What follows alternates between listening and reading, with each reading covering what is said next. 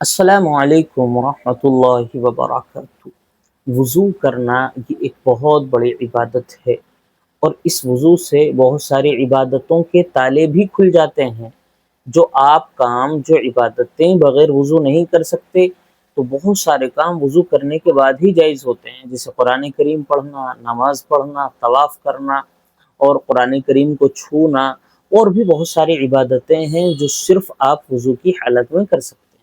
آج کی ویڈیو میں ہمیں سمجھنا یہ ہے کہ آپ نے وضو تو کر لیا، وضو کی اہم عبادت تو آپ نے پوری کر لی، لیکن کبھی کبھار غصے کی حالت میں یا کسی اور وجہ سے، ہنسی مذاق میں یا کسی بھی وجہ سے آپ نے وضو کی حالت میں گالی بک دی یا گالی سن لی، تو کیا آپ کا وضو ٹوٹ جائے گا؟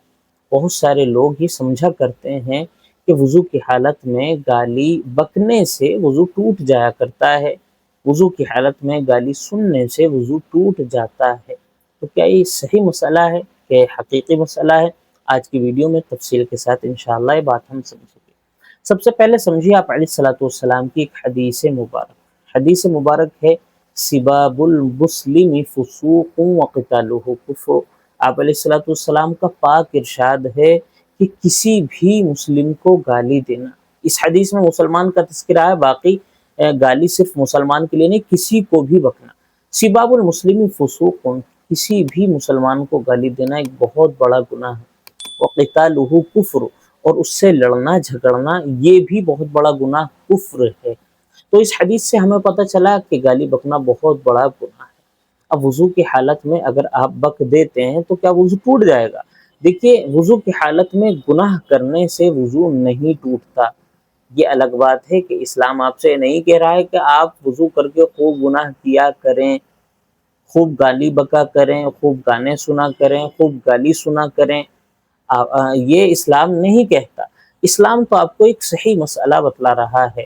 ہاں، وضو کی حالت میں یہ کام کرنے سے گناہ اور زیادہ بڑھ جاتا ہے، کیونکہ وضو آپ نے کیا تھا عبادت کرنے کے لیے، تو ظاہر سی بات ہے آپ عبادت کرنے نہ جا کر آپ گناہ کی طرف چلے گئے ہیں، تو اس سے گناہ کی جو کمیت ہے اس میں اضافہ تو ہو جاتا ہے، لیکن ایسا نہیں ہے کہ آپ کا وضو ٹوٹ جائے، کیونکہ وضو ٹوٹنے کے لیے ناپاکی کا بدن سے نکلنا ضروری ہے، ٹھیک ہے؟